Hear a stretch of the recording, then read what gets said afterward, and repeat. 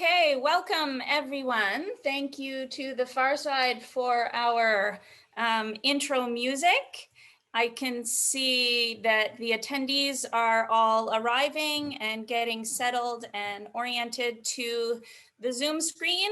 Welcome to our event this evening, which is part of the SFU series of discussions. We call them Pandemonium, on living our urban lives in the pandemic context. And my name is Meg Holden. I am the director of the Urban Studies program at SFU, which is in Vancouver and situated in the unceded traditional territories of the Musqueam, Squamish, and Tsleil-Waututh First Nations. We're very grateful to have a member of our host First Nations with us as a speaker this evening. Sierra Tassie Baker will provide more grounded context to the place that we're broadcasting from this evening. I'll say that myself, I am a fifth generation Canadian. Some of my ancestors settled in Kingsbridge, Ontario, which is on the territories of the Mississauga, Ottawa, and Anishinaabe nations in Ontario, but I'm raising my children in Vancouver, and very grateful to do so, where I saw the first snowdrop of the season just this morning, walking my children home from school. We are here to talk about housing and how our housing context has changed and is changing in and around the pandemic that we are currently living through globally. I am going to pass the microphone to my colleague Yushu Zhu, who is an assistant professor in urban studies and public policy at SFU, and who is going to then introduce our panelists and get right into the discussion. However, I just want to provide some sort of orientation before we get into the real substance of the discussion.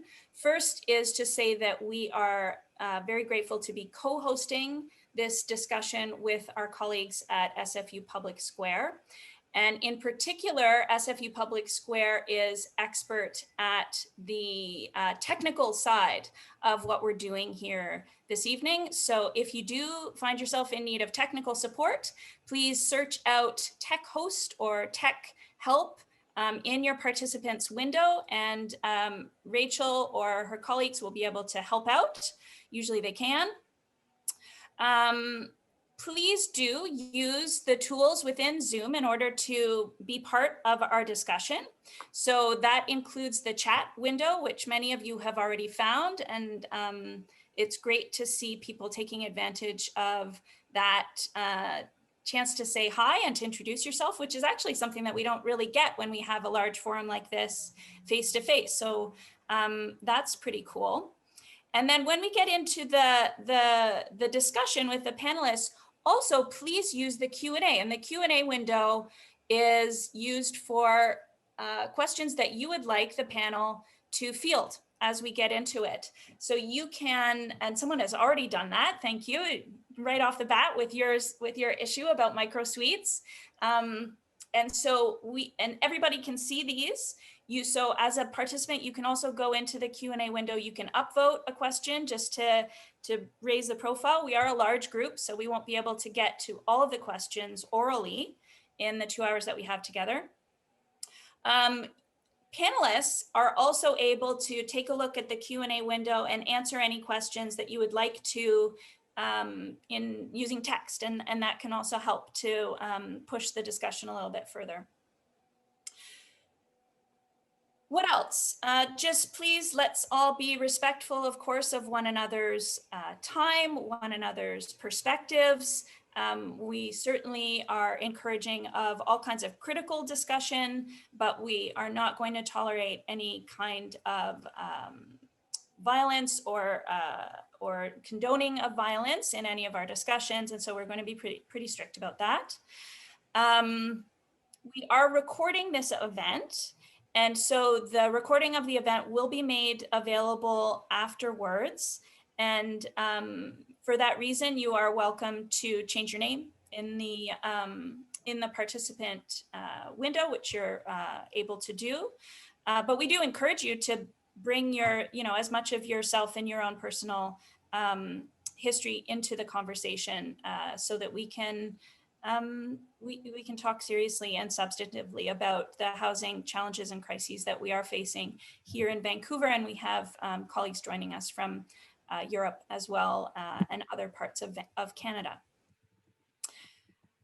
We also are fortunate to have some American Sign Language signers. And so if you are in need of, if it helps to you to look at signing in order to follow the conversation, or if you want to read the live transcript, please use that feature within Zoom. I think that's all the preliminary stuff that I wanted to say. So I will hand it over to you, Shu. Okay, thank you, Meg. Thank you for hosting this event, and thank you for inviting me. And I want to thank others who are working in the background to make this event happen smoothly and successfully. And welcome everyone on the other side of the screen to attend our conversation tonight, our 5th Pandemonium webinar. My name is Yushu Zhu. I'm an assistant professor of urban studies and public policy at SFU. So I will be moderating the conversation tonight. As a housing researcher, I've never felt so more profound than in this time of crisis, about the fundamental roles of housing and community play in our personal and social life. Evidently, the multifaceted stresses related to housing and neighborhood affect how well people cope with the pandemic. For the lucky ones, housing provides a haven to escape the pandemic, but for those who live in substandard housing and poor neighborhood environments, a long period of staying at home means longer exposure time to risk factors of well-being, such as poor ventilation, insufficient sunlight, crowding, limited access to neighborhood amenities and services. Those who are financially impacted because of the loss of their job or income face particular challenges of affording rent or mortgages, causing housing precariousness and distress. And the majority of community building programs and activities with their essential stress mitigation and reduction effects have been suspended. And this further deepened our sense of isolation, loneliness, and other mental health consequences. So in many respects, the COVID-19 pandemic has spotlighted and reinforced pre-existing social fractures in the housing system. Massive job losses and economic slowdown stand poised to gravely exacerbate and entrench housing inequality between the haves and the have-nots post-COVID-19. Here in Canada, I know many of you are from other parts of the world, the federal and local governments were quick in adopting emergency measures to counter housing and economic challenges, including, for example, financial assistance, eviction moratorium, rent supplements, mortgage deferral, and assistance to homeless populations. But these temporary measures may help people to get by, but not get ahead. The COVID-19 pandemic poses critical questions for future urban development and city life. How can our housing policies after the pandemic continue to support those who fall through the cracks of the system? Without giving up the idea of the city being a social hub, how can urban planning achieve better public health outcomes in the long term? And for a long time, urban policies in many industrialized societies, including Canada, tend to respond to market over society, efficiency over equity, quantity over quality, and growth over inclusivity. These elements should be reassessed in future policymaking. And as we speak, Metro Vancouver is updating its regional growth plan in light of the pandemic. And one of the strategies is to develop, quote, complete communities that offer a mix of housing to accommodate people at all stages of life, a good range of jobs, and easy access to stores and services to meet daily needs, end quote.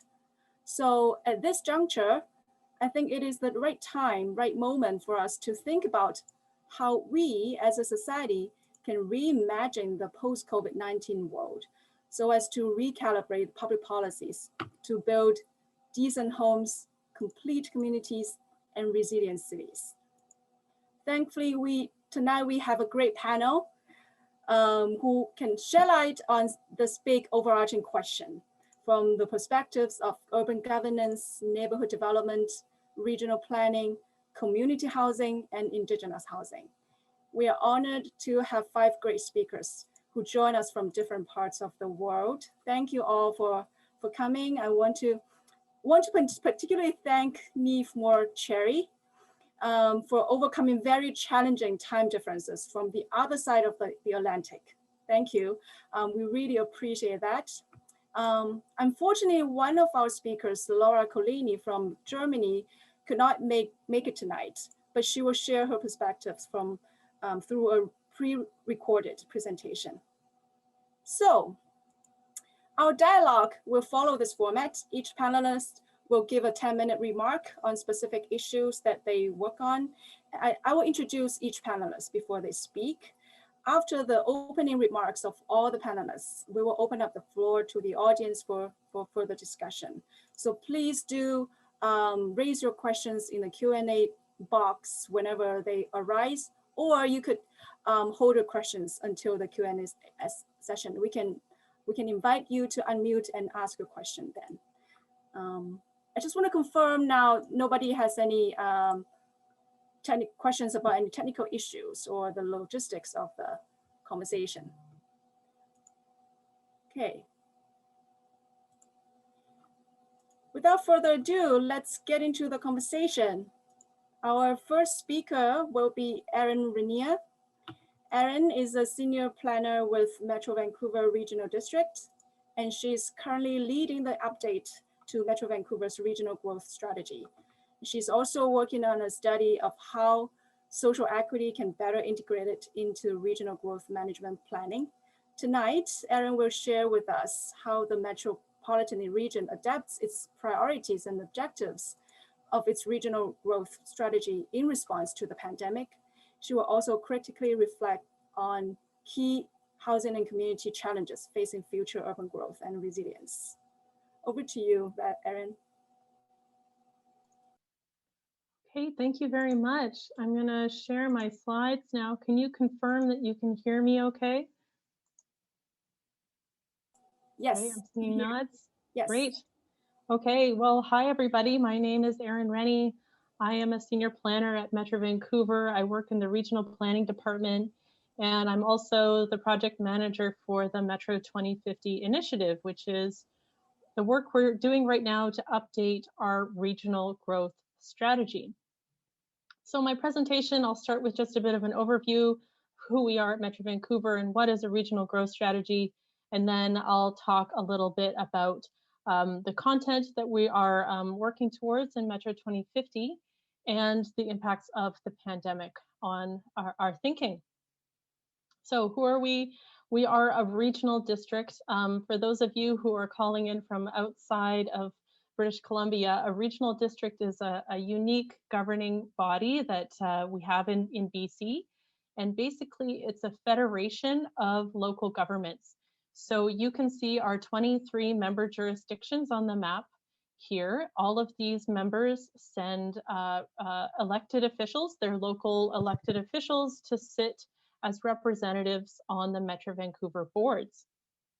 And those boards come together every month to make decisions about shared services for the region, and then as well on policies and matters of shared interest. And this work it takes into consideration the fact that this region is growing very rapidly, and it has already a very large population. It has already it is the largest regional district by population in the province. It's a major port, and all of that makes the work that we do on the regional growth strategy really important. Some of the other services that Metro Vancouver operates include the regional sewer system, the drinking water system, solid waste. We have a housing corporation that provides affordable housing for about 9,000 people. We operate a number of regional parks and other shared regional services that are all governed by this federation of local government officials. And so, like I said, this is a growing region, and the growth of that region the growth of this region impacts the decisions we make about those shared services. So one of our really important jobs in the regional planning team is to use a population growth projection model, a computer model, to make projections about population growth into the future. And you can see those growth numbers that we've predicted for the year 2040 on this slide. And what we're doing right now is extending those growth projections out to the year 2050. We use the population growth projections to make projections for new housing growth that we expect in this region and new job growth as well, because all of these factors feed into the kinds of decisions we have to make. And we use this information on growth projections to draft in partnership with member jurisdictions and implement the regional growth strategy. And for the last 10 years, our growth strategy has been called Metro 2040. And it has been a strong and effective long-term vision for how this region will manage that anticipated growth to the region in a way that is sustainable and maintains the great livability that we enjoy in this region today. And it is, by and large, implemented by local municipalities through their local planning work. And our growth strategy is guided by these regional planning principles. These are our core principles that are sort of like our North Star. So the principles are, first and foremost, to focus growth into the right places. By that, we mean urban centers and along transit corridors. We are looking to protect important lands for future generations, lands like agricultural areas, industrial space, conservation lands. We want to support the creation of complete communities. So these are mixed use communities where you can meet most of your day-to-day needs without having to leave your neighborhood. Our fourth principle is all about providing options for diverse and affordable housing, better mobility choices, and more employment choices. And then our final principle is about enabling efficient urban infrastructure.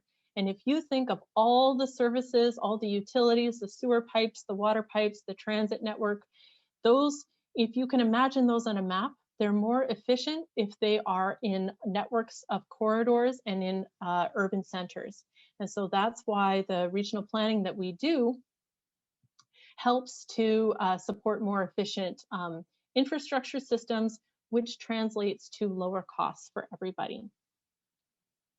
So that brings me to our work to update the growth strategy. We're calling this Metro 2050. And we have been working on this for the last 18 months or so, and we're hoping to wrap up the project by July of 2022. The focus of the update is to first build on the success of Metro 2040, keep the content that's working really well, and just enhance it with new information that we have learned over the last 10 years. We also need to update those growth projections because they are so important and guide so many of our other decisions. We need to align our new plan with Transport 2050, which is the new regional transportation strategy that TransLink is working on. We need to integrate all the things that we have learned over the last 10 years of implementation, and we need to consider some really critical issues such as climate change and social equity. And we were about a year into the process when the COVID-19 pandemic hit. And this had a number of serious impacts, both for the community at large, as well as for our organization. And all of those impacts translated to our thinking about policy work that we're working on. So some of the impacts in the Metro Vancouver region included economic uncertainty for people who lost their work or couldn't operate their businesses, serious impacts to transit ridership. People were changing their transportation mode choice away from transit and carpooling and choosing walking and cycling and virtual commuting or teleworking more. That had a lot of implications or caused us to think a lot about what the future of transportation should look like in this region. And then also serious considerations for the housing system. It posed a lot of questions about whether it's going to motivate more people to want to leave cities and perpetuate suburban sprawl, whether it's going to put pressure on this region's urban containment boundary, whether it's going to put pressure on our agricultural and rural areas. And so all of these questions paired with the challenges that the pandemic has brought to our organization's ability to engage with our members and stakeholders and the broader community were the reason why we decided to pause for a moment in the spring of 2020 and think about how we could make sure that Metro 2050 is going to be a plan that is appropriate for a post-pandemic world. Because we need to remember what the pre-pandemic normal looked like. We in this region of Metro Vancouver have and had and will continue to have most likely an affordability crisis in terms of housing.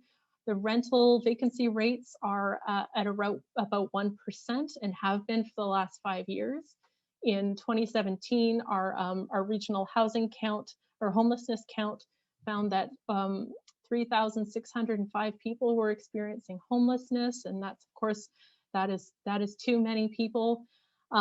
We have a job vacancy rate that is one of the highest in terms of all major economic centers in Canada, and that also speaks to a disconnect in terms of the jobs that are available and the ability for people to afford to live in those communities where the jobs are available. There's of course a climate emergency, widening social inequalities, and issues related to involuntary displacement of renters, or what some people call gentrification. So these are all issues that that existed before the pandemic, that we were aware of, that we were studying, and that we were working towards addressing through the regional growth strategy, insofar that it's in the mandate of the regional growth strategy. So as Yushu said in her opening remarks, the pandemic has really shone a light on these issues and in many ways accelerated them, and in many ways has created, I think, the motivation to address them. So what we did after we paused and considered how this was going to impact Metro 2050, we decided to double down on research into resiliency and social equity. So we partnered with TransLink to do a resiliency study and a social equity study. And these two studies are nearly finished, and they will help inform the policies for Metro 2050 and other policy work. They'll help us to make sure that policies that go into Metro 2050 are resilient to a wide variety of potential shocks and stresses, and that they are considering the important issue of social equity. But at the end of the day, those core regional planning principles are still valid. They're still going to help us be resilient to the many potential futures that we may face. And a lot of the work that we were doing already is now more important than ever. And I want to speak to some of those pieces of work. One is the complete communities policies, and then I'll speak to the housing work. So as part of Metro 2050, we divided up the content in the growth strategy by policy area, and then we did a policy review to develop some directions, some recommended directions for how we could make those policies stronger in Metro 2050. So this is what we came up with for the complete communities policy. We are looking to clarify the definition of what a complete community is. We want to introduce some new performance measures. We want to add some policies under this section that will reference emerging issues like childcare and social equity and social connectedness. And we want to encourage members to use health impact assessments and social needs assessment tools in their local planning work. In Metro 2050, we will be making a separate chapter just for housing policy, given that the urgency around addressing this issue and the importance is growing. And that housing chapter will include some policies encouraging municipalities to develop tenant protection policies.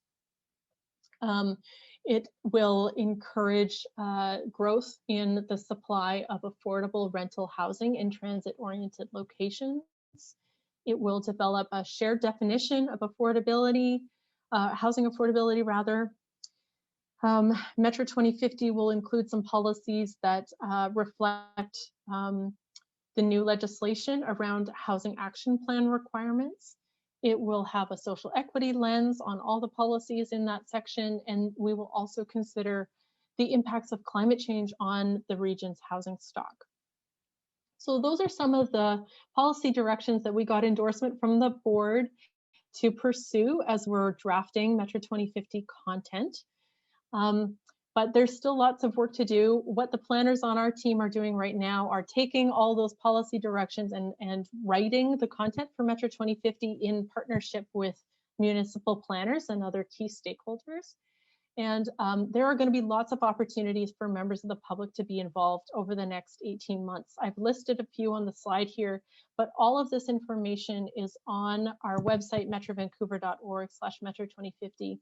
I encourage you to get involved and let us know what your vision for the future of the region is. Thanks.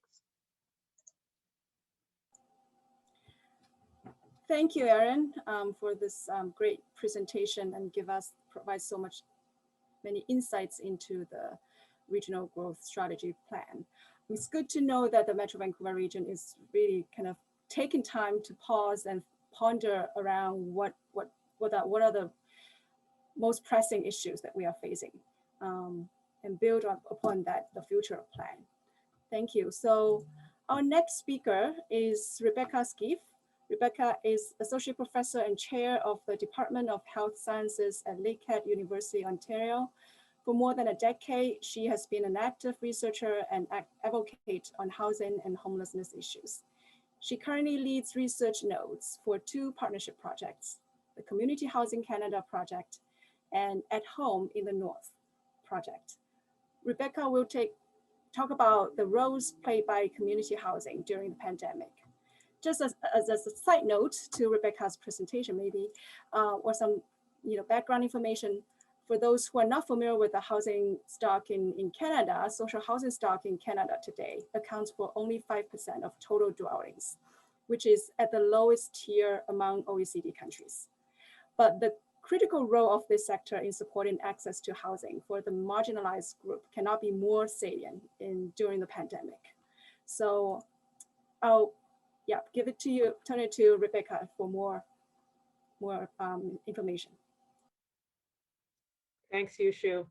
And I think that someone from the team has my slides to put up, so I'll just be asking them to go through my slides as I move through my presentation. So thank you for that introduction. I'm going to be talking today about community housing. And for those of you that aren't familiar with community housing, I'll get to a bit of a definition of that a bit later in my my short talk, my short period that I have to sort of cover a very big area. And I'm going to scope out from Erin's talk to sort of a broader level, not focusing on any particular region, but more generally community housing across Canada, and thinking about housing as more than a roof, more than a physical structure. So if you can move on to the next slide.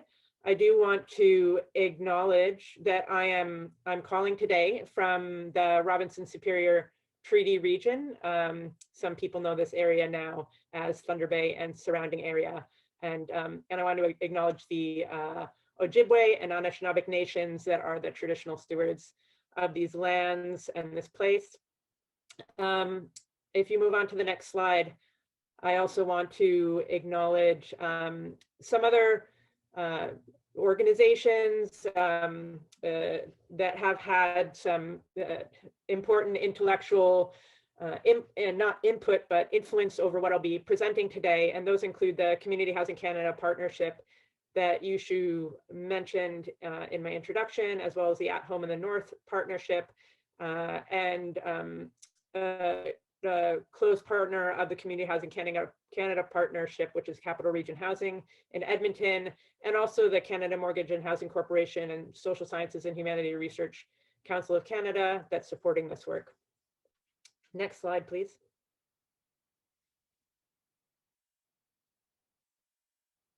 So I won't spend too long on this because Yushu did mention some of this at the beginning of our session tonight, but I just briefly will touch on what sort of housing looked like in Canada pre-COVID. And I'm only going to go back a couple of years to the release of the National Housing Strategy in 2017 and some of the commitments that were made there. So we did have a commitment for over 118,000 rental units to be built or renovated, to support 55,000 community housing units. And importantly, there's there was language around supporting sustainable business practices for the community housing sector to ensure that the sector could continue to flourish and exist. But a lot of this was in the context of decreased funding that might be available, decreased funding and support that might be available from the government.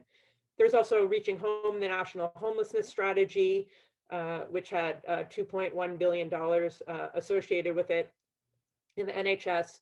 And there are commitments to improving home ownership, focusing on a human rights-based approach to housing, and also commitments to data innovation and research. Next slide. So still pre-COVID, when we come to 2019, late 2019, there had been some progress in terms of the commitments made in the National Housing Strategy, but there was still quite a lot to be done. So only a very small fraction of the units that were committed to had been constructed or renovated. Housing costs continue to rise in many cities and still continue to rise. Home ownership remained out of reach, and particularly in large centers such as Vancouver, Toronto, Calgary, other big cities. There's still over 200,000 or more people experiencing homelessness every year across the country in rural and urban areas, and also a transfer of responsibility to the community housing sector. And community housing organizations were and are struggling to retain low income or support for low income tenants, and also to retain a mixed income profile due to some of the end of operating agreements that they had with the federal government and other financial situations that they were facing. Next slide, please.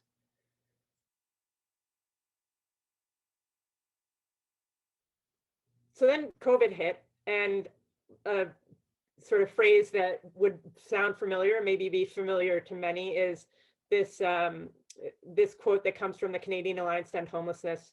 On their website, it says, you know, the best protection against COVID-19 is a home. And I think many people would agree with that in order to follow the public health directives related to self-isolation or quarantine, if you're infectious or expect that you might be infectious, and just general things like hand washing and being able to maintain those measures, it's really important to at least have a roof over your head, to have a shelter. And so the federal government recognized this, and they put lots of supports into the housing and homelessness sector. And I won't go into the details of all of these, but there are, you know, mortgage deferral supports, money for new supportive housing units, money for the homelessness sector, eviction bans, and so on. Next slide. So we've put a lot of money into the financial aspect of housing, the physical aspect of housing, trying to make sure that people have a roof over their heads and have that physical aspect of housing covered. But something that I think that we've learned from COVID and this current pandemic has really brought out is that housing is not just about having a roof over our heads. We've learned a lot and seen a lot in regards to experiences of social isolation, and mental health challenges that have increased during the pandemic and increased in direct relation to people's housing circumstances. So housing's really been a critical component of people's wellness during this pandemic. There are certain types of households that have really struggled. So not just those who are homeless that obviously there are significant struggles there, but also people who have that roof, but might be in a single household where they're very isolated, or where they live in a household where their cohabitants and them are not in a positive situation. This could include domestic violence, but it can refer to a wide variety of situations. People have had relationships very much strained as a result of, the pandemic circumstances, spending time at home and the stress of the pandemic. So COVID, I think, has really emphasized the importance of healthy housing, and housing where people feel supported and connected. And I think these are issues that were already understood in the community housing sector, and that there are some lessons to be learned from community housing and what the community housing sector has done in terms of housing for all Canadians, and what we do in terms of moving forward with social and affordable housing post-pandemic. Next slide, please. So what is community housing? It's sort of an umbrella term that can be used for non-market and or public housing. It's often referred to as well as social housing. So this refers to the public ownership aspect of housing, or public support for this type of housing, or affordable housing, which refers to the aspect of community housing in that it often provides below market rents for people who are on low incomes. So the National Housing Strategy did make commitment to various activities to support the community housing sector in terms of research, increasing networks within the community housing sector, and other supports such as for sustainable business practices, and some support to maintain existing community housing units. Next slide.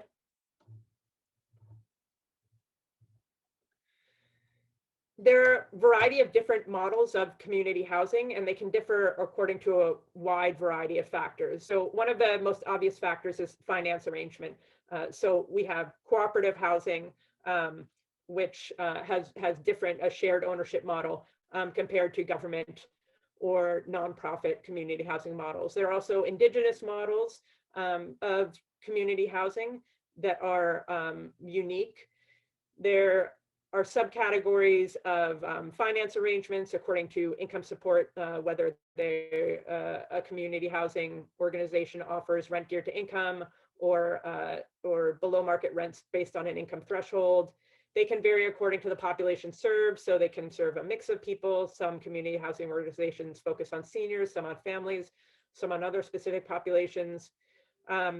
They can vary according to where the units are located, the types of units they provide, how long the tenure is. So if they limit the length of time that you can stay in the housing, they vary also according to governance models, and also the types of services that they provide for their residents. So some community housing units will provide a lot of activities and services that members or residents can access, and others provide less. Next slide, please. One thing, coming back to what we're learning from COVID though about community housing, is that residents in community housing have had different experiences from what I was talking a few slides back about, in terms of feeling socially isolated and not connected, and missing out on that connection to other people, which has had an impact on mental health and overall well-being. And there's sort of some early research coming out about this, but there's I think a lot more research that will be forthcoming about different models of housing, including community housing, and how they fared during the pandemic. But some early and interesting findings were from some work that the Cooperative Housing Federation of Canada did with their co-op managers and staff, who the huge majority of them reported that they were doing pretty well during the pandemic.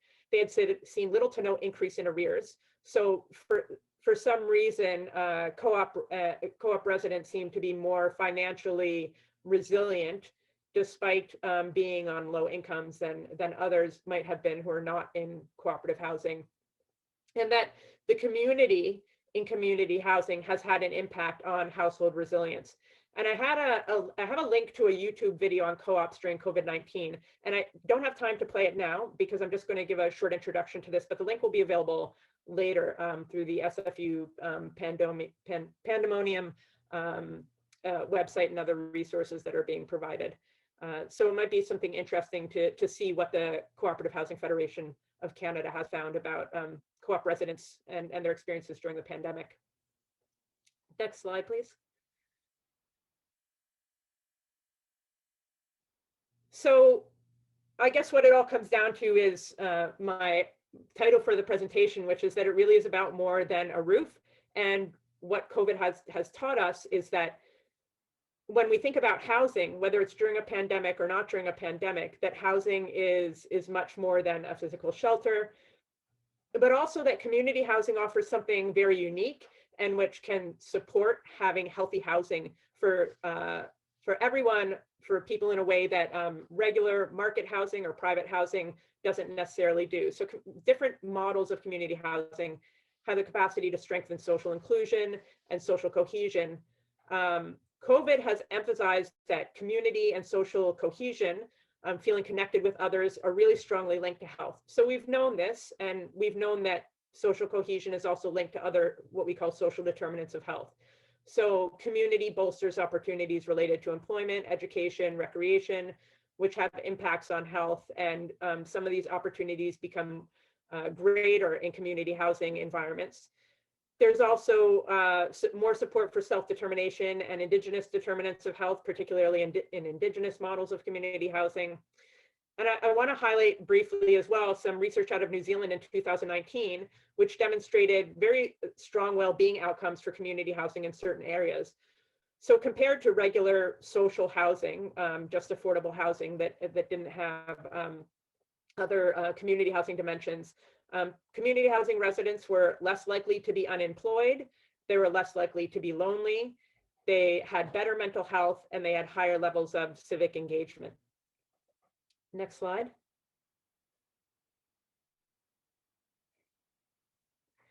And so finally, what I'd just like to suggest is that there needs to be greater recognition for the multiplier effect of community housing, and in recognizing this, providing stronger supports for the community housing sector, ensuring the capacity for community housing organizations to continue with rent geared to income and other rent supplement programs to maintain that mix of tenants of various socioeconomic and other backgrounds and profiles.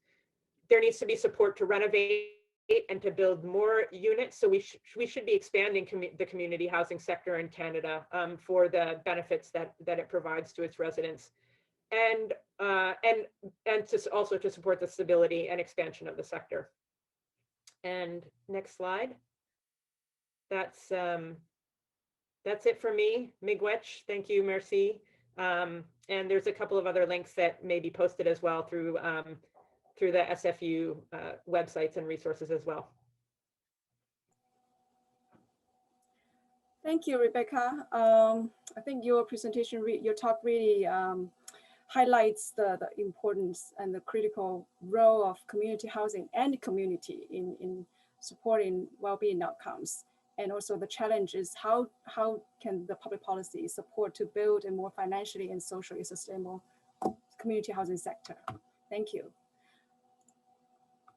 Our next speaker is Sarah Tassie Baker. Sarah is the lead Indigenous urban design consultant at Sky Spirit Studio.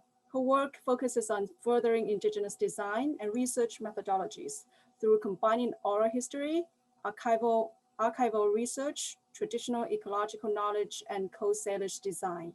Sarah will speak about housing situations and experiences of Indigenous communities. And more importantly, she will reflect on decolonizing the housing system and housing design in Canada. Shenkwemman Tomiap, thank you everyone for your kind attention. I'm just going to share my screen quickly. Can everyone, see this? Yes. Great, excellent. So Kayachten, thank you everyone for having me. Kayetshen means my hands are up to you and welcome to my territory. I know we're coming in from all over and internationally, but I wanted to virtually welcome you to where this is technically being hosted, which is Musqueam, Squamish, and Tsleil-Waututh territory.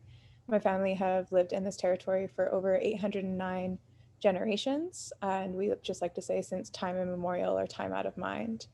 My Kwakala name is Gesuguelak, which means creator or creative one, and I'm from the Squamish Nation, Squamish Olchomeoch. I'm also Musqueam, Kokwakiwak, Musqueamog, Zawadenok, Tlingit, Haida, and Magyar Hungarian. I'm going to introduce my company and what we do. I think we're a very different voice from a municipal voice, and a bit about our big ideas. I was thinking of going data focused, but I really enjoyed the presentation so far and how there's a lot of really good information. And what I want to focus on is big ideas and how decolonization, rerouting everything in Indigenous ways of knowing is a solution and has been a solution. And I just want to say, this is not the first pandemic that we as Indigenous people have gone through. We've survived smallpox, we've survived many epidemics throughout the many years since contact, and we're very resilient people, and we've essentially had community housing models for thousands and thousands of years, and a lot of these new solutions aren't really that new to us. So it's really interesting reintegrating and seeing what that looks like now in an urban context. So without further ado, I'm the lead Indigenous design consultant at Sky Spirit Studio and Consulting.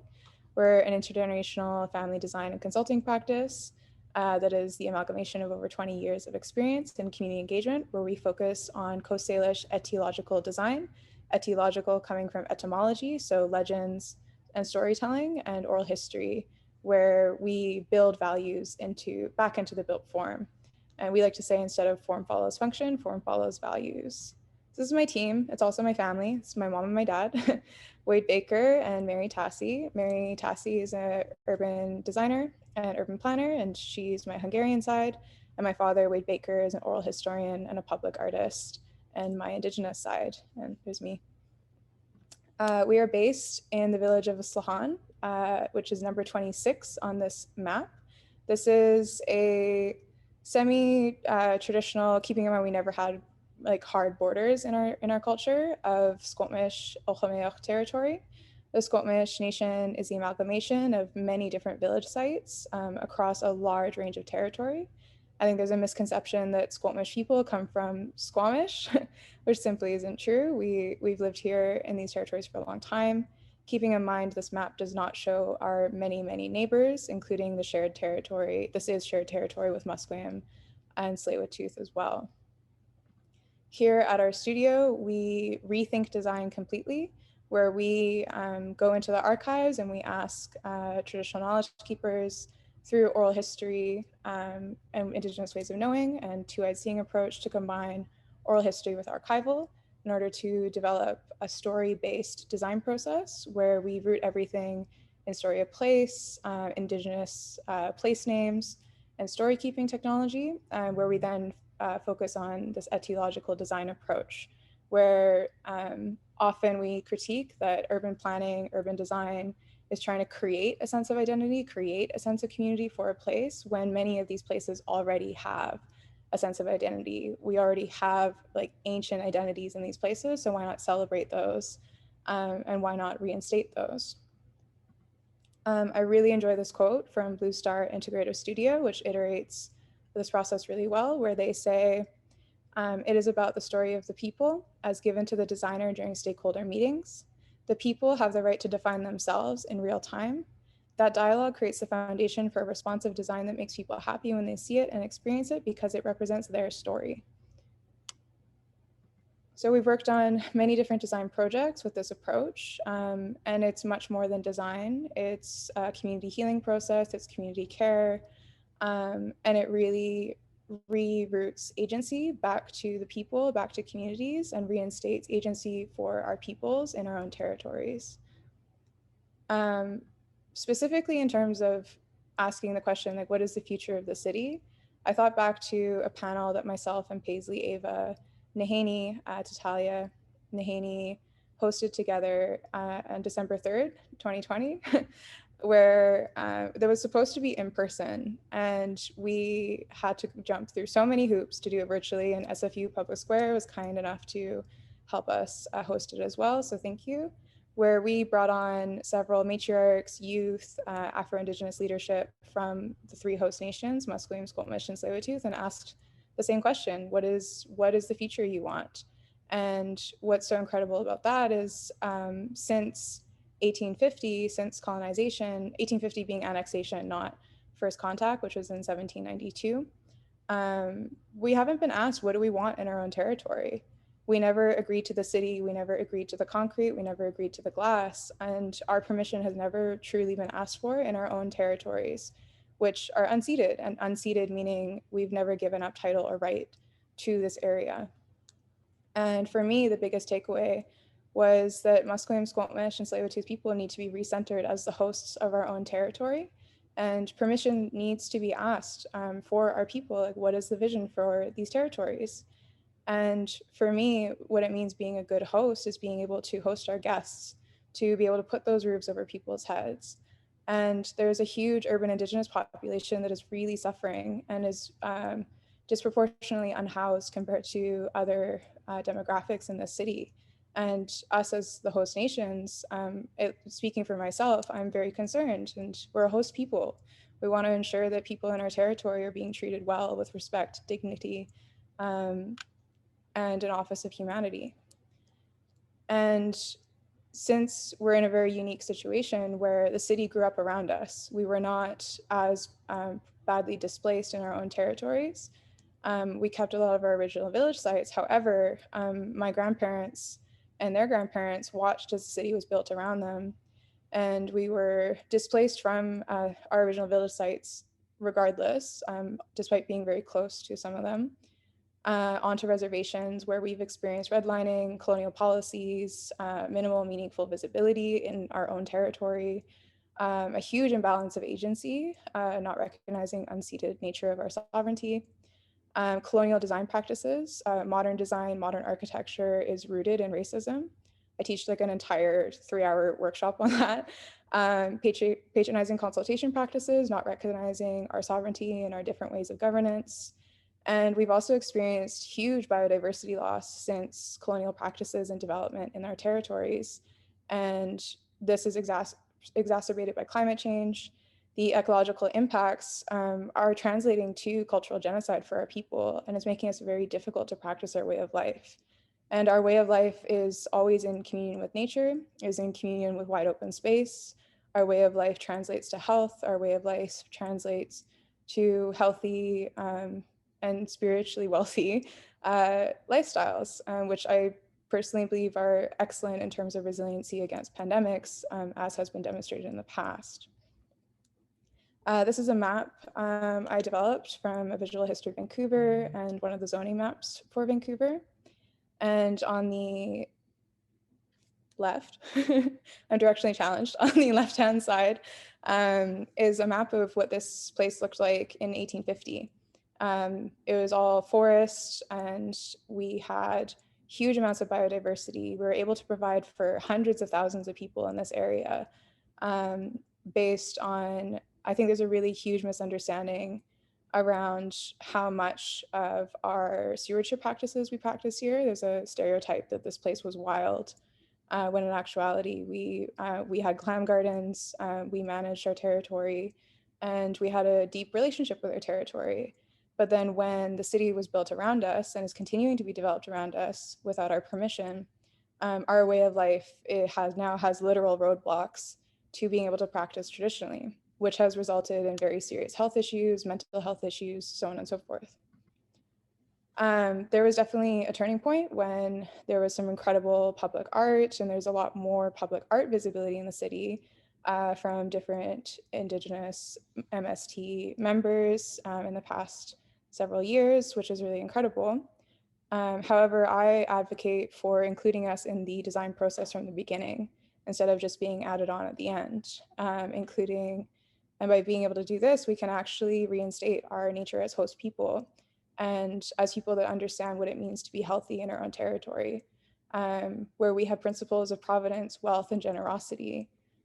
And what's a bit different is with COVID, it's very difficult to gather and be in communion with each other. However, by being able to interact with each other, host engagement online, but still ensure that we're on the land, and ensuring that our practices in this territory bolster the environmental health as well as the health of our own people, as well as instead of creating environmental degradation.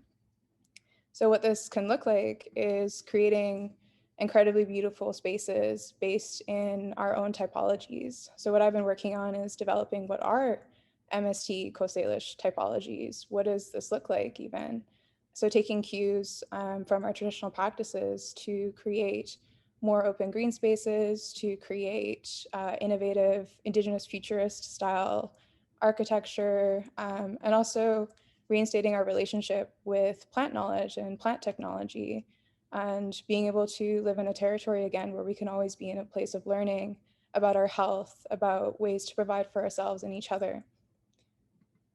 And again, if we rethink about this and recenter what it means to be in Indigenous territories, what it means to listen to your host people, your host nations, we have a lot of knowledge. We have an incredible amount of knowledge of the best ways to live in these territories and the best ways to improve the health of the environment, which in turn improves the health of each other. So that's more my architectural design, big thinking hat. My other hat, I am the co-chair of the Hiam to Squamish Housing Society, which translates to the Squamish are coming home. So we were developed last year, so this is quite new for the Squamish Nation. And we were developed to respond to the Squamish Nation's housing needs. 53% of Squamish Nation members are living off reserve, so often paying high market rents that make life very unaffordable, especially in this city. And we have several homeless members as well, which seems ridiculous to us because there was no such thing as homelessness in our territory before colonization.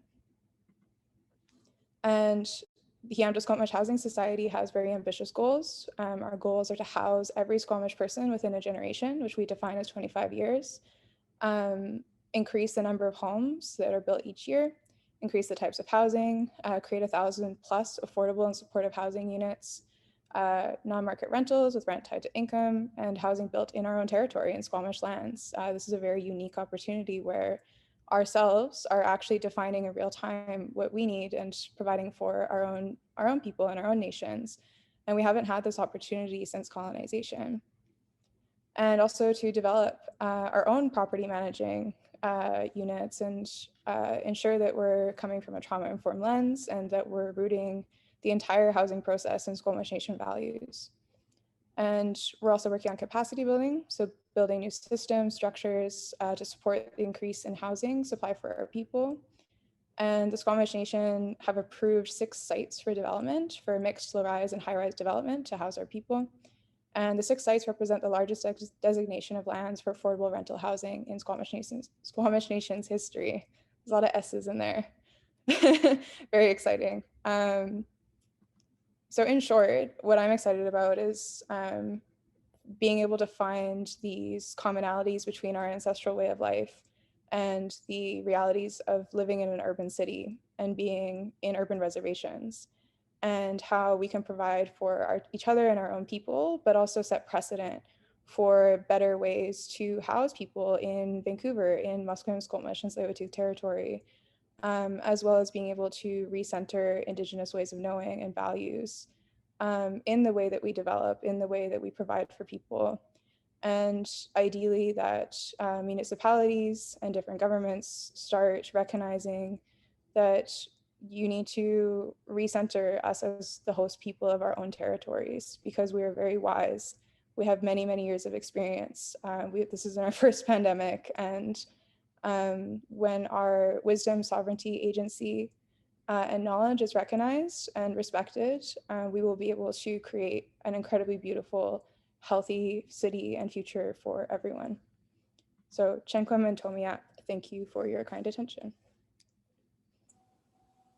Thank you, Sarah, for sharing the stories and history of your communities and your people, especially your critical reflection on the processes of colonization in urban design and urban development.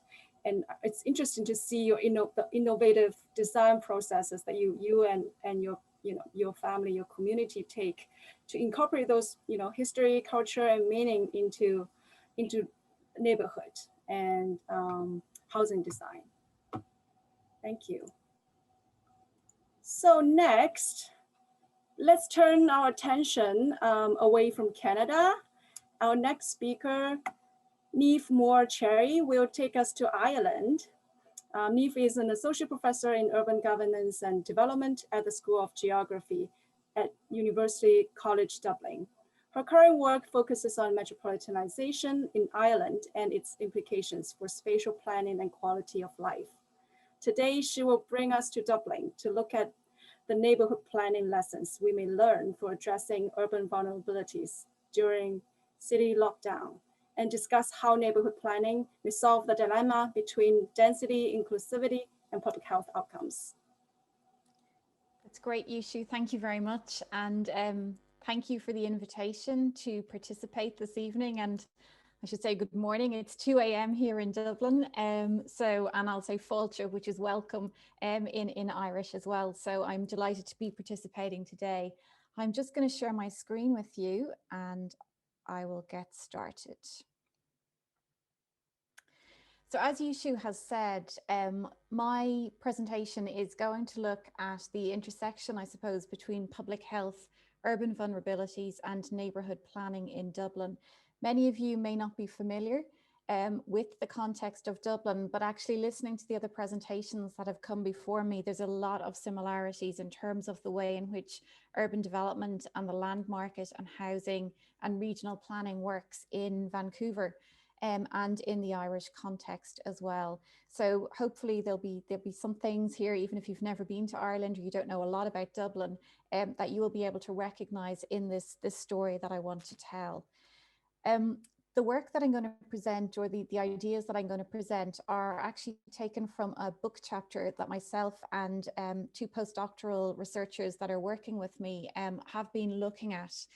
And I suppose what's interesting about what I'm going to present is this is not a project that we ever intended to do. We have a number of other projects that we've been working on recently, funded by the Irish Research Council and the Irish Environmental Protection Agency. And it was as part of those projects that we began to see a need to rethink how we think about public health and planning in the city in the context of COVID. We were deeply embedded in a fairly disadvantaged inner city community during the period when the first lockdown came in Ireland in March. And it was the consequences of that lockdown for these particular communities that got us to think a little bit about the relationship between planning and where planning needs to go or needs to adjust. And I think COVID has given us that sort of space for reflection in terms of doing that. So the area that we were focused in was, as I said, a fairly disadvantaged community in the inner city, in the southwest inner city. But it's an area that's been under significant development and planning pressures for the last 10 years or so. As you can see from this newspaper article from the Irish Times, this is the way the narrative around this part of Dublin, Dublin 8, has been pitched. So it talks about a revival of the area. This area is set for a Docklands style makeover. And the Dublin Docklands development is probably the most iconic flagship regeneration program in the city over the last 30 years. And anyone who's familiar with major waterfront regeneration projects anywhere in the world, just picture that and you've got what Dublin Docklands looks like. So the narrative here that was being presented was that this was a kind of a new opportunity for this part of the city, and it was in need of this particular makeover. However, the communities that have been living there for generations in many cases would argue that this narrative is completely misplaced. And rather than a revival, what's actually happening is that those communities are facing significant development and planning pressures from housing and commercial gentrification, and there is a significant amount of displacement going on at the same time. And all of this is being pitched as an upgrading of Dublin 8, but feels very different for the communities that are living there. And what has become quite apparent here is that the housing market and how housing is being used in this area, particularly in terms of how traditional or very large scale social housing estates are being regenerated through what we might call financialization. The types of impacts that that's having is actually, I suppose, making the social, economic and health inequalities in this area much more pronounced. And this is sort of the comment that came through from some of the people that we were working with or we were interviewing as part of this project. They talked about the student accommodation in Dublin 8, yet there's not one park. Nothing has been given back to the community. All of these buildings have been put up, but they haven't given back to the community in terms of space. So this is a community where there was very little outdoor public space, where the outdoor public space that was there was fairly low quality, and that much of that has now been built over in this, this kind of idea of reviving the area in terms of densification and intensification of land use. I'll just move on my slide. And again, this is another comment that became apparent, and I think this pressure on green space and public open space became very apparent because of the lockdowns that were part of the attempts to mitigate the impacts of COVID. More land disappears that could have been greened or that could have been made available for social housing. So increasingly what we're seeing here is financialization is the process through which much of the housing market is working in Dublin at the moment.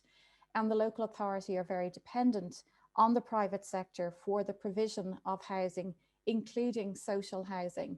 So the way in which much of it is delivered is through agreements with the local authority for a certain percentage of social housing on areas that are very, very large scale, new high-rise development in a kind of a traditional low-rise area. So what I'd like to present very quickly, and this is a very short presentation, really draws on ideas like the right to the city. And when we talk about the right to the city, what becomes clear is that the right of access to nature, to trees, to green space, to play space, to quiet space is actually very, very unevenly distributed. This is all tied up with how space is being produced. What's also really important is that a focus on health geography or on the micro geographies of the city is really, really important. And what is clear from much of the literature is that it's the areas closest in to people's housing that is most important in determining health and well-being. And again, the literature would suggest that it's the area that's about 300 meters buffer zone around particular housing developments that's of most significant. There's issues here, again, thinking through the presentations we've already heard in terms of environmental justice, in terms of equity, in terms of recognizing who should have access to space and who can participate in the shaping of space. And in the case of the area we're interested in, whose voices are heard in terms of what that area is or what that area should become. And I think this brings us to the idea of thinking through planning and design and how we do it. How does it intersect with community development? How does it intersect with the idea of health as the human right? And I think as geographers, we can bring that perspective in terms of critical mapping and trying to learn with the communities that we're working with by becoming embedded with them and understanding their stories and their voices. So the work really focused with semi-structured interviews with a range of providers in the area, building on the work we were already doing and looking at the space closest into communities and how that was being experienced during the pandemic and what we could learn from that. And it really draws on this idea from Rich that we should begin not with a continent or a country or a house, but with the geography closest in and the geography of the body and how spaces were being experienced at this very challenging time. So the area we're interested in is this area here, and the red dots that you can see on the map are a number, 5 very large social housing estates located within this Dublin 8 area. And this would be unusual in the context of Dublin. So what we have here is an area that was very much reliant on or dependent on very large scale social housing construction in the 1950s. And what we've done is we've created these yellow buffer zones around these housing estates. And I think what's clear is that there is very little green space within this 300 metre that's so important for health, for well-being, and so on. At the left-hand side of the screen, you should be able to see the St. Michael's estate. And that very large open space that looks like it's running down the centre is actually the space that's going to be built on. The St. Michael's estate has been demolished and construction has not yet started on the new development, which will be primarily private housing, but with some social housing provision as well.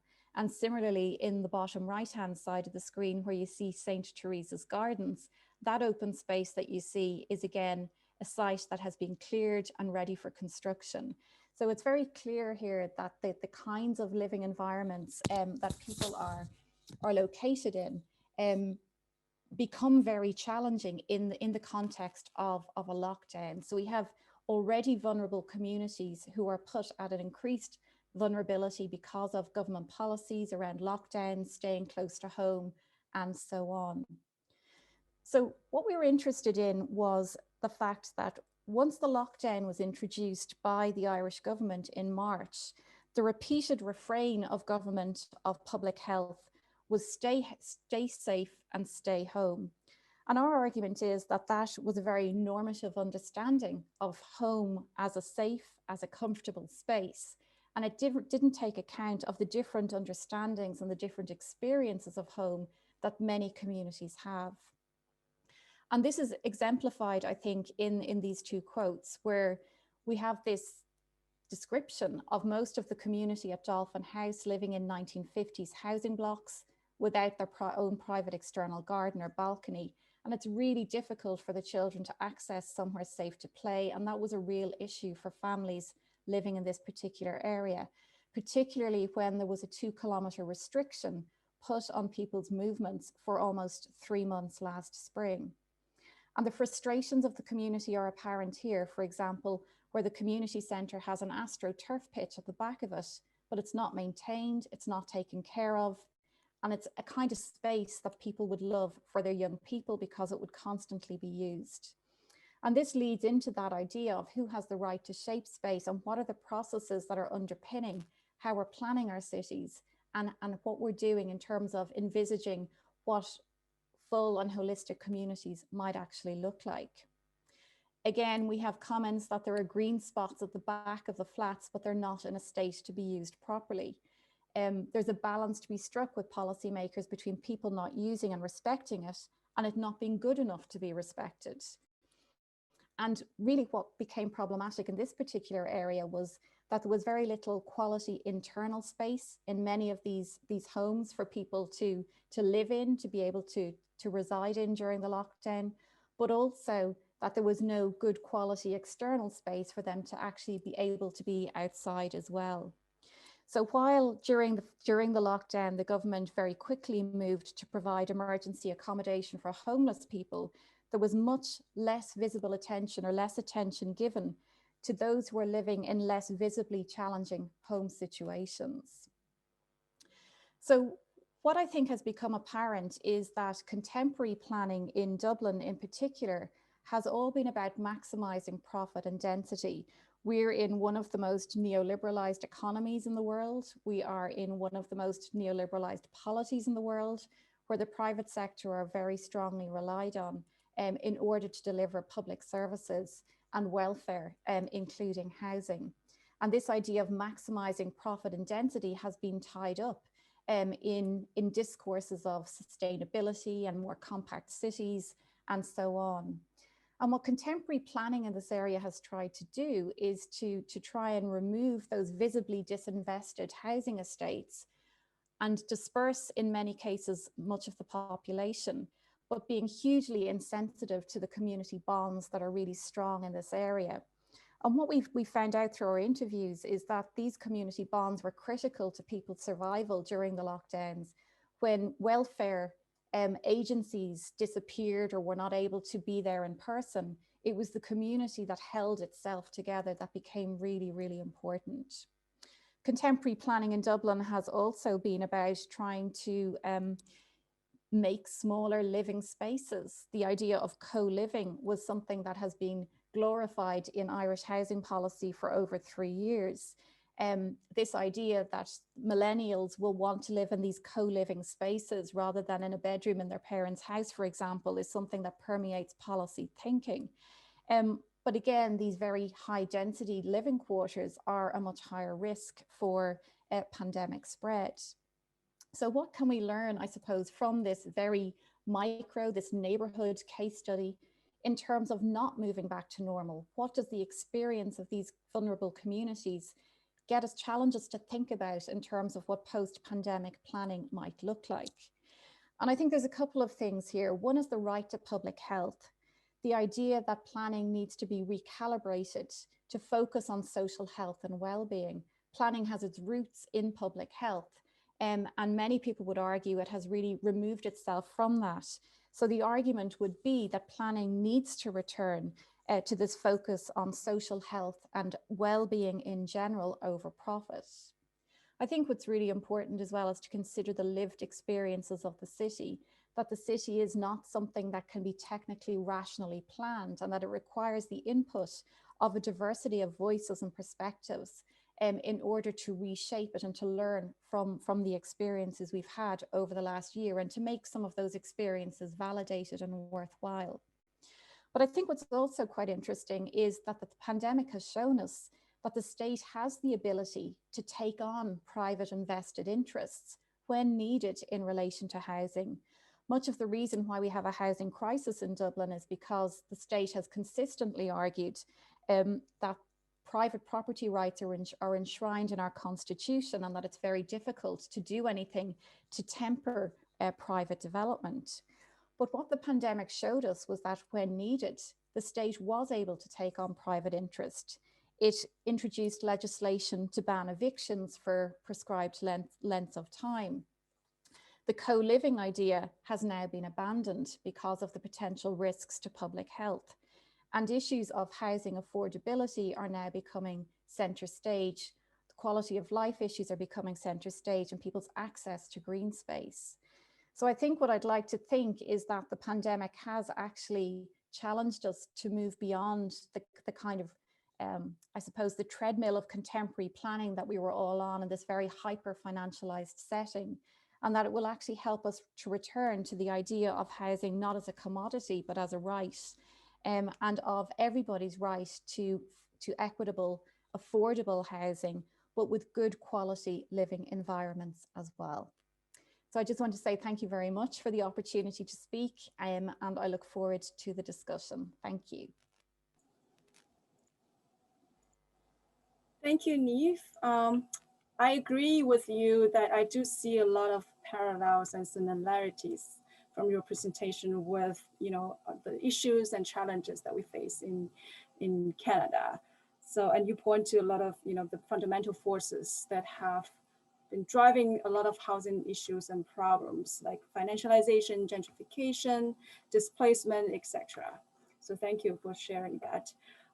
Okay, now our last but not least speaker is Laura Collini, who unfortunately cannot join us live, but from her pre-recorded presentation, she will share some insights into the housing situations in European cities pre and during the pandemic. Laura is a senior policy advisor on social and urban policies for the EU Commission. She specializes on topics related to the EU urban governance, urban inequalities, inclusion of migrants and refugees, housing and financialization. And also, while our tech crew put up her presentation slides, I would like to remind our speakers that we do have received a lot of interesting and important questions from our audience. So when you have time, you are welcome to skim through the questions, and maybe you want to pick up some questions you might want to respond later. Or I mean, I will pick up some questions to ask to start with, but you're also welcome to respond to any questions that you would like to, particularly you would like to respond to. Okay. Hello, good evening, everyone. Thank you for having me your conference online and to join you virtually. Unfortunately, I cannot be with you at the same time because I have realized that this conference is happening at 2 a.m. in the morning, and we are talking about housing. And my housing situation at the moment is that I share the space, my housing space, with somebody else, and I cannot talk in the middle of the night. Sorry for not realizing this right away, but I'm not used to overseas conferences. So anyway, in this conference, I'm going to talk about the situation in Europe before and after the pandemic, and I want to share with you some reflection. And I will tell you next slide all the time as I will be there, and so that you can follow what I've been writing. So first slide, my reflections are based on an initiative called Cities Engaging in the Right to Housing that we have been launching as part of an initiative called Urban Innovative Action, and a program, a European program called URBACT. Both together, they collect something like 500 cities. And we did that also in relation to what is called the EU Urban Agenda. It's a process started in 2016 who is dealing with major issues in Europe, bringing together cities, member states, international organizations, and so on. So these cities from these two programs, plus the urban agenda, plus we invited activists and researchers, we wanted to debate and look at what cities are actually doing in relation to right to housing. What was before the pandemic and why we did that. So next slide, it's about the situation before the pandemic. Just few data. The first one is the data on homelessness. We know that in the last 10 years, from the FIANZA annual report on housing exclusion, 70% more people are living in, are sleeping rough in Europe. We also know that housing overburden costs have been a major issue for many people, and especially in countries like in Greece, Bulgaria, as well as in Germany and Denmark. So it's really covering also countries that you would not expect. Next slide is a map about the situation of overcrowding. We see that 70.1% of the EU population lived in overcrowded households, and this affects mostly southern and eastern countries. Rents have been skyrocketing in major cities. So next slide is shows the situation of London, Amsterdam, Berlin, Madrid, and so on. We don't have Barcelona in this list, but it can feature among the top list, top cities, changing their rental markets to the detriment of the tenants. Another issues, not only in Europe, but most prominently visible in large cities like Barcelona, Amsterdam, Venice. We see that the number of visitors have been 5-10 times the numbers of the inhabitant of the actual population. So a booming economy in relation to short-term rental. And you probably know all about the struggles, debates, and what cities and municipalities, not only social movements, are doing against that. And now we come to the point of the crisis. So the health crisis brought by the COVID really exacerbated what we already knew, what have been very quickly going through. Data from the mid of July show that 8.1% of households have been unable to pay the rent and mortgages. We see that there are expectations that the situation is going to be worsening over the time, especially because public budget is going to be squeezed.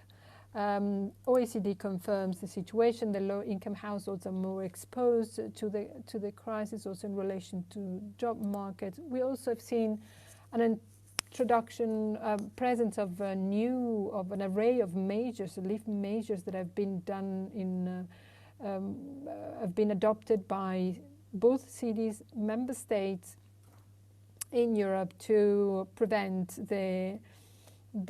or to sustain the most critical situation, especially I'm referring to the section above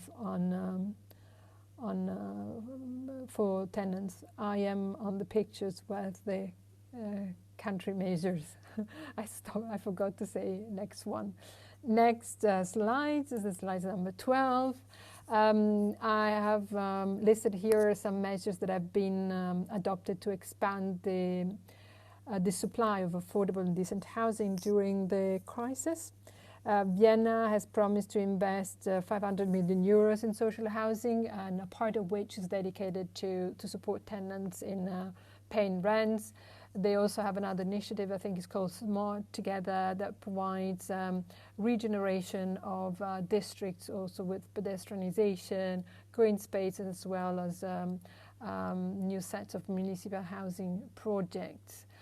Cities in the UK, so it's now out of Europe, but they are also reinvesting in renovating housing for vulnerable. And we also see other measures to somehow to profit from the situation, to curb the power of Airbnb, short-term rental, by transforming Airbnb homes into affordable housing. That's an experiment proposed by the city of Lisbon. The actual mayor, Medina, has proposed an agreement with Airbnb owners of apartments, to have an agreement for 5 years to let those apartments to people needing affordable rents.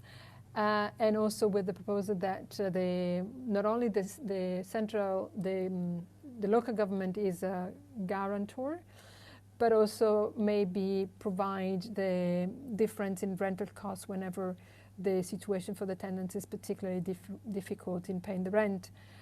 But this measure is not happening because people are expecting to return back to normal, to the trade of tourist presence brought by the tourist presence in the city of Lisbon. So not all the measures shining under the sun are having the expected or the wished outcome. At the same time, we have measures at European level. The situation, obviously, GDP is dramatically decreasing, but we also see that members of European Parliament have been able to vote in favor of a proposal that is recognizing access to decent and affordable housing and to enforce human rights in relation to housing and to eradication of homelessness. So it's a very positive sign that needs to have some other political step to become more pressing, also in terms of decision making for the European Commission. We have the Health Crisis Recovery Plan, 1.8 trillion euros. Member states are now designing their own plans to implement it, and a part of it will be dedicated to housing. There will be other funding as well that can be invested on housing. So there are like several opportunities also in terms of funding, including EIB willing to invest on more social public housing.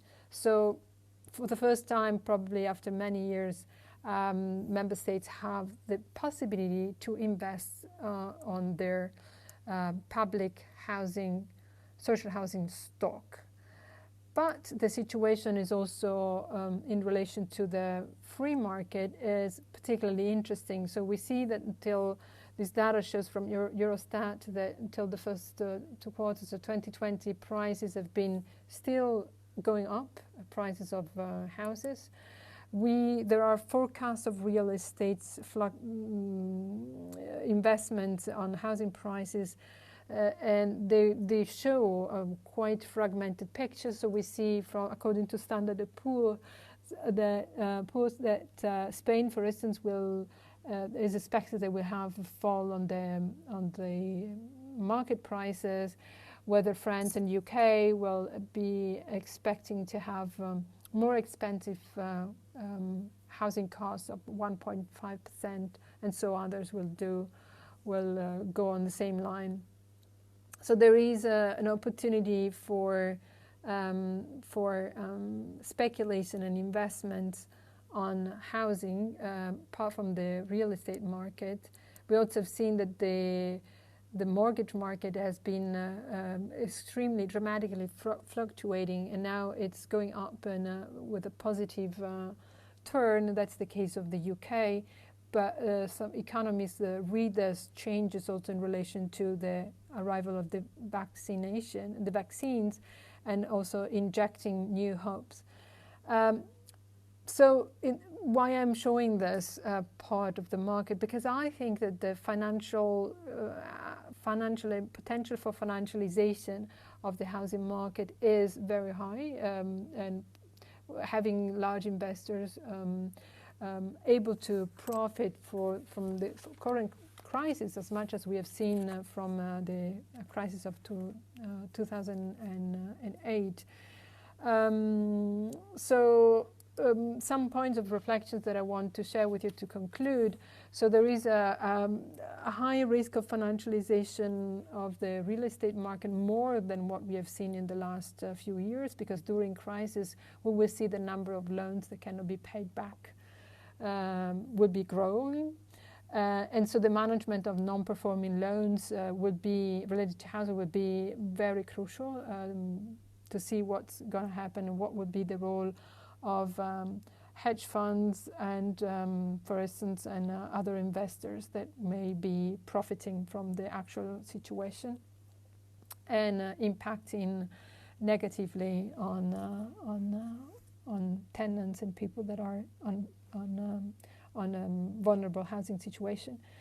We have seen also the emergency responses that have been, in certain cases, unprecedented and positive in a way that they have been succeeding to protect the most vulnerable people. So they show that it's impossible to ignore homelessness, and it's also showing that it's possible to house all the unhoused. So it's not just the goodwill, it's practically possible. So it's a good anchor for the battle. We've seen also that the governance mechanisms of subsidiarization we were used to in Europe is not not functioning the same way. We've seen a recentralization of housing decision, but also a lot of other decisions in pandemic period that have been managed at the central level. And also we see a lot of effects on measures that have been aided as positive emergency response, like the deferred rental payment and moratoria. And we know from the voices and also from voices of unions, International Union of Tenants, as well as activists, that some of these measures, they do not bear risks. For instance, the deferred rental payment is actually good, but if the interest on the rental payments is not taken on into account, there is a risk of stimulate the accumulation of debt after the crisis, after the end of the pandemic. And so also goes for moratoria of eviction, that even though they were enacted, we also know that eviction took place anyway. A very interesting report has been produced in mid of July by European Housing Coalition about this. So these are just a few points for further debate. Unfortunately, I'm not with you. And for what I'm concerned, we are preparing now a platform, Cities Engaging the Right to Housing, where we will have the videos of the conference that we organize, videos from cities, as well as a podcast that we are producing. On the 3 topics about fair finance, no one left behind, and collaborative housing. So thank you very much for listening, and apologies for not being directly with you. Thank you very much. Bye. Okay, also thanks to Laura for preparing this video presentation, although she cannot be with us tonight. Now I'm aware of our time is limited, so I want to start with the question that really cut across all of the topics that our speakers presented on. Claire Adams, she asked a great question, and I wonder whether, Claire, you would like to, whether you mind unmuting yourself and ask the question.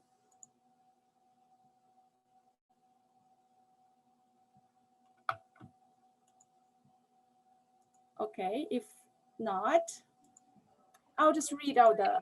Hi. It took me a while to be able to do it. Thank you. Yeah, I can ask. Thank you everyone for your presentations. Really insightful. I was wondering how, sort of drawing from the title of the seminar, how we make sure that we don't return to normal. So what role can researchers and activists and advocates play in kind of pushing for systemic change, some of the changes we've been speaking about tonight? Thank you. Thank you. I want to invite our speakers. Anyone would like to respond to this? Because it also ties to a few other questions that people asked about how do we, for example, how do we deprivilege home ownership in urban discourse and policy discourse? And because like one of the person also said there seems to be a constant drift toward the idea of ownership. So I think this is a systemic issue. I think, Yushu, if I maybe have a bit of a response to it, I think there's a lot of research going on about COVID and some about housing and homelessness during COVID and those responses and what we're learning from that. There's probably more that can be done, and certainly more knowledge, I think, that can be collated, and finding ways of sort of sharing that knowledge and disseminating it and communicating it to policymakers, to communities, to planners. I think that's maybe what really needs to be focused on right now. It's something I've been especially thinking about over the past several weeks, is gathering some of, the lessons that we've learned from COVID and highlighting how those reflect on the way, on how we need to change what we do post-pandemic, that we shouldn't be returning back to normal as well. And so using all this evidence that's out there, collecting it and sharing that with a wide range of audiences. Thank you, Rebecca. Yeah, I might just come in there, Yushu, as well. I mean, I think I completely agree with Rebecca, and I think that one of the things that we as researchers can do is support communities, and I think what we need to do is be able to make data available, because I think very often communities often don't have the language to be able to engage with policymakers. So I think as researchers we can bridge that process in many cases.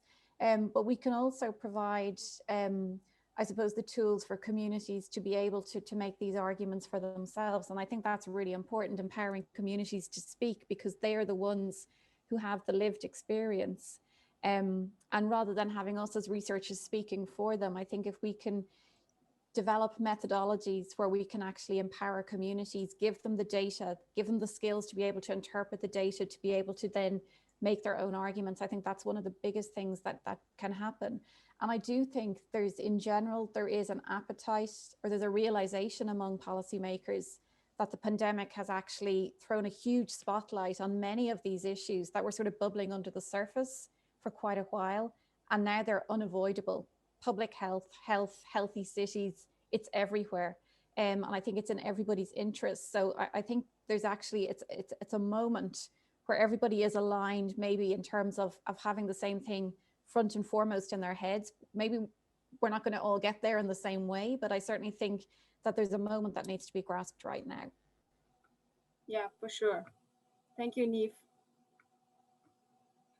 Okay, now we also have quite a few actually questions, interesting questions about complete communities. And I think all of our speakers kind of talk about different elements that could build into that concept. So maybe I can just bring us a couple of questions about complete communities, and those are some of the popular questions too. One of the question is posted by, I'm not sure who, maybe Phil M. Phil, would you like to unmute yourself and ask, or you would like me to read out your question? Yeah, I can. Can you hear me? Yeah.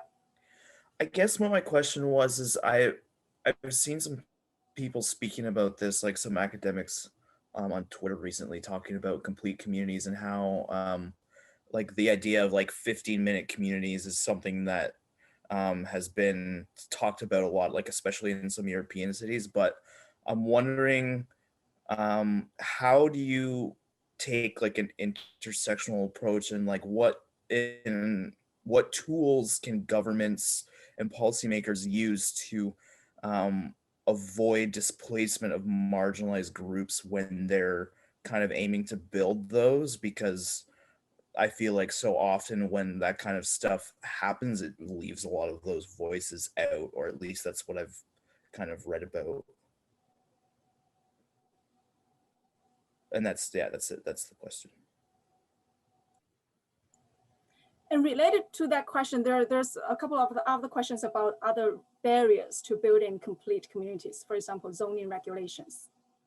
So I believe some of you can speak to this question, especially Erin. This is directly related to your topic. Sure. So I'll speak first to Phil's question. A couple of things come to mind for me, Phil. There's a planning practice called asset-based community development, which is basically the idea of going to a community and asking them what is working for you, what do you love about your community, prioritizing, maintaining, keeping those things that people love about their community. And then that gives you a jumping off point to do a needs assessment. What do we need in this community to make it more complete? Is it a new supermarket? Is it more childcare space? Is it a new playground? And that gives you a bit of a sense of like what needs to be preserved, what is the priority additions for this community, and then a planner could build that into the neighborhood plan that they might be working on.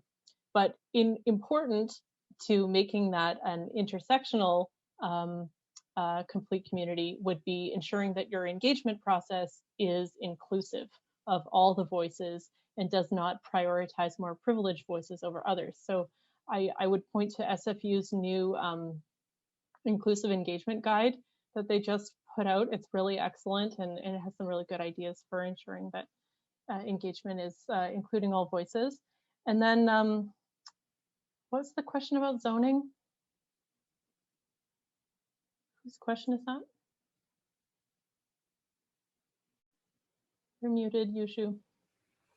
Yeah, it's asked by BH. So I'm wondering whether BH would like to unmute and ask your question.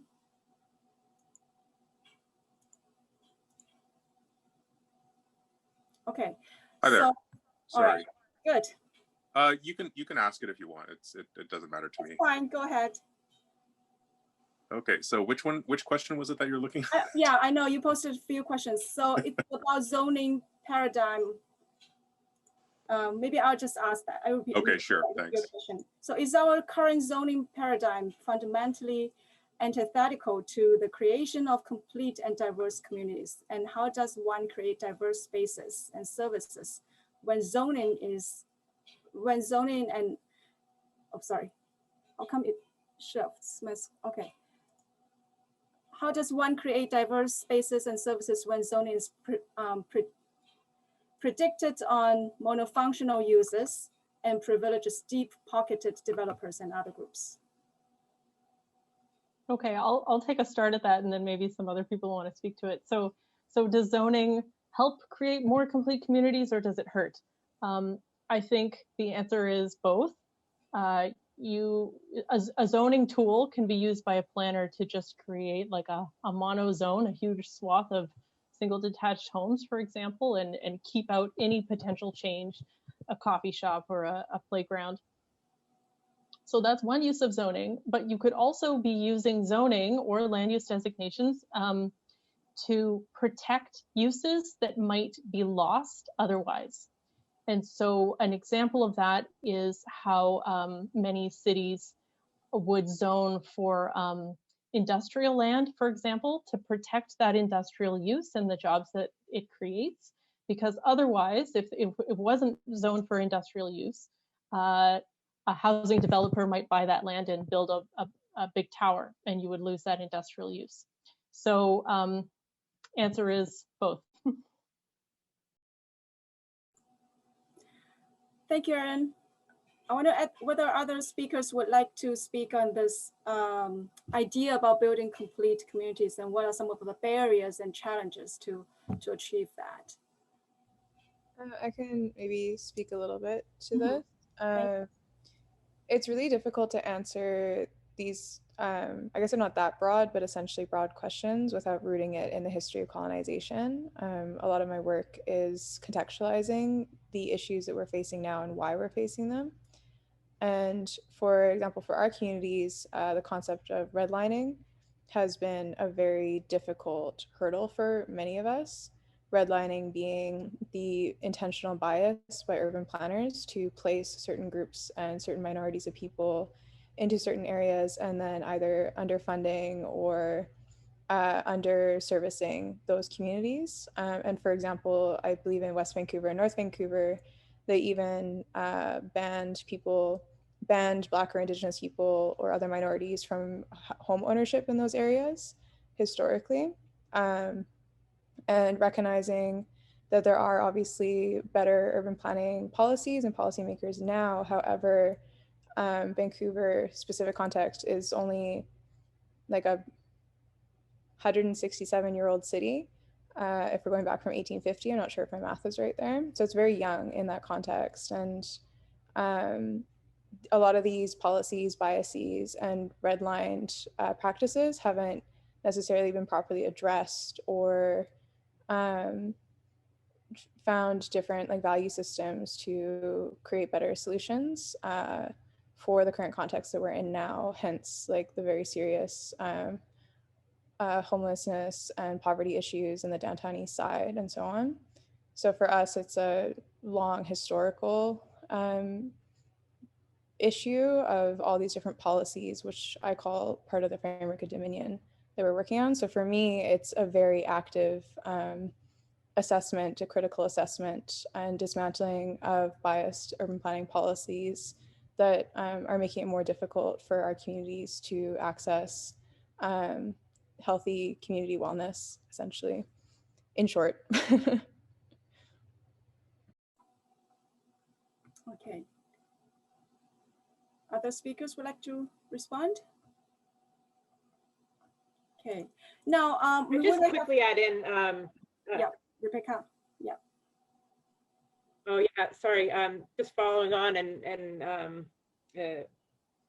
from what Sierra was saying as well, and kind of drawing from Neve's presentation, just that I think there's a need for sort of new planning paradigms and to rethink the ways that we approach planning, and to also decolonize our approaches to planning. Certainly, I think maybe Sierra was talking to that, and just another quick comment. When I think about intersectionality, it also makes me think about gentrification and whether planning, has all of the tools to answer all of these questions. There's certainly, I think, a role for collaboration across a wide variety of sectors that aren't always integrated into planning at planning tables. So that's just another thing to consider in the reconsideration of planning.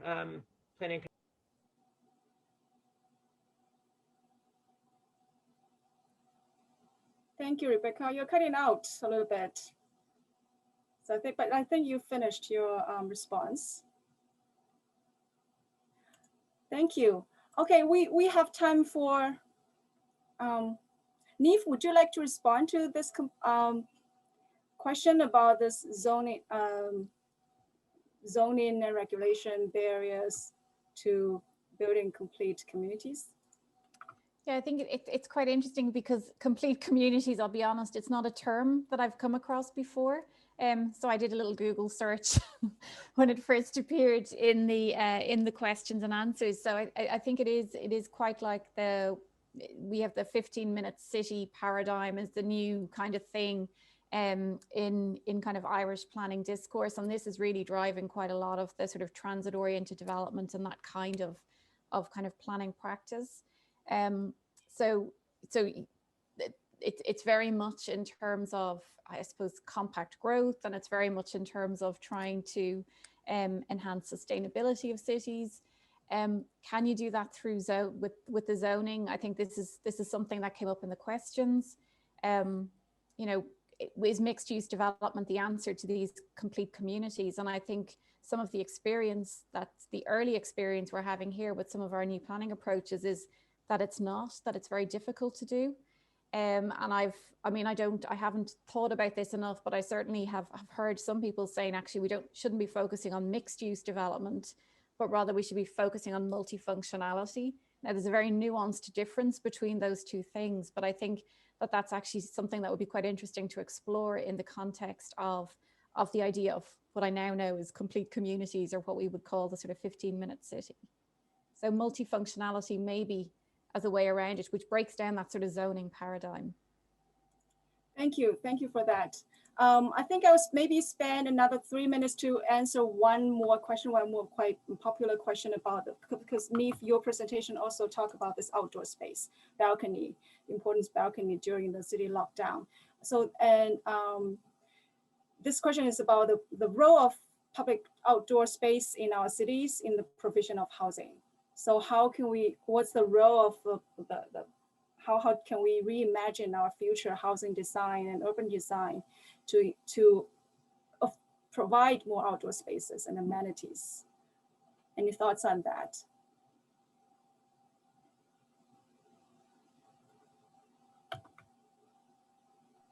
Well, I'll jump in again, just really briefly, if that's okay.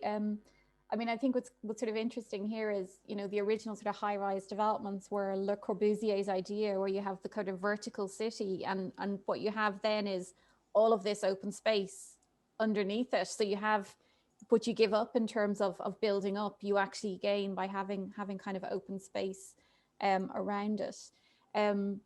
So I think we kind of have taken on the densification thing, but we've actually lost the need to have that public open space as well. So I don't know, maybe there's ratios on particular sites in terms of development that will be a way to manage that. But I think it's not just about the volume of public open space. I think what's really important is the quality of that open space as well. So whether we have quality space design standards, maybe that's something that needs to be done, and it has to be a community benefit or a planning gain built into developer contracts, for example. That could be one way of trying to deliver some of this. If I can jump in, I love using Le Corbusier as an example because it's so true. Like, he is like, this is brilliant. We'll just house everyone up in the sky and they'll be able to frolic in the grass, I think is almost exactly what he said. And that obviously didn't happen because capitalism would prefer high density and like all these different factors of like how we are being run by developers and not by communities.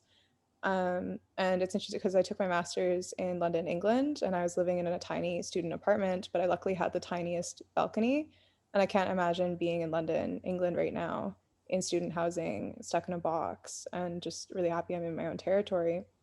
But for me, I think it's interesting because public planning is often in reference to access to parks and park activities, or being able to walk, and more almost passive experience of the public realm. Whereas when you root things in an Indigenous experience, you're actually interacting with nature.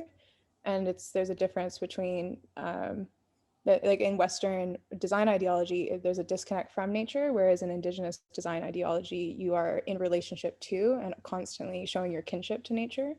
So for us, what access to public space actually means as Indigenous people is having clean water so we can forage for clams again and have clam gardens. It means improving the entire health of the environment around us so we can actually drink water from a river again, being able to experience the public realm and go collect cedar by our houses so we can create cedar ropes and create cedar garments again. It's about land use of the land and being able to ensure that our traditional use of the territory is in a healthy way again, because we can't interact in the public realm. And there's not enough political will to improve the health and biodiversity of the territory to the point where we can again have subsistence living from it, because it's still that park idea, like you're experiencing the public realm as fresh air. and a walk in the park, as opposed to like genuinely being in relationship to nature, which is very difficult to do in urban centers. So it's really interesting navigating the Corbusier paradigm and Indigenous ways of knowing and trying to navigate. I think it's so interesting this is an international panel because the context can be quite different, but I would love if internationally some of what we're trying to do here with like our Indigenous ability to interact with the land and interact with the plants and medicine is actually helpful to most people around the world, where we're not just always going for a walk or a run, but you actually get to pick plants on your way home. You actually get to pick edible flowers on your way to work. You can actually interact with the nature around you in a healthy way, which is able to, thanks for the comment, it distracted me, which then you're able to have this interaction with nature, and then suddenly you have this political will again to actually improve the entire health of the planet, because you can't interact in that intensive a way with nature unless you put climate change as a high priority, put the healing of the earth in a high priority, because as it stands now, just playing frisbee in a park isn't that inspiring to ensure the entire health of the ecosystem is there. Thank you. Thank you. I see one audience is holding her or his hands way up high for you. Okay. Okay, now I know we are closing soon, so I want to offer one opportunity for all of our speakers to offer some very brief final remark on, what you would be watching for as things unfold in the coming months or years as we hopefully walk out of the gloom of the pandemic. How can we best take advantage of this moment of upheaval? Yep, Sierra? Or the traditional way to say thank you. Thank you. Yushu, I would just say the recentering of health and well-being as a core principle in planning practice. Great, yeah, wise word. Erin? Sorry, I'm calling on people.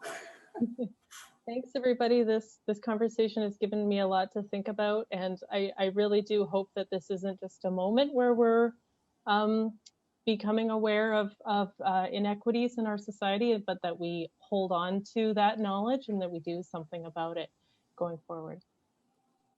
Thank you. Last but not least, Rebecca. Yeah, I want to say thank you as well. It's been a really interesting conversation. Also, it's given me a lot to think about. And I'd say, I think one question someone asked about the definancialization of maybe they're referring to housing, but I'm thinking of that in terms of the influences on planning and what planning can accomplish or can't accomplish. So I echo Neve's comments, and also looking for maybe the definancialization of certainly some aspects of the housing sector. Great, all for it. Okay, thank you everyone, especially to the speakers and also the audience. Finally, before you leave,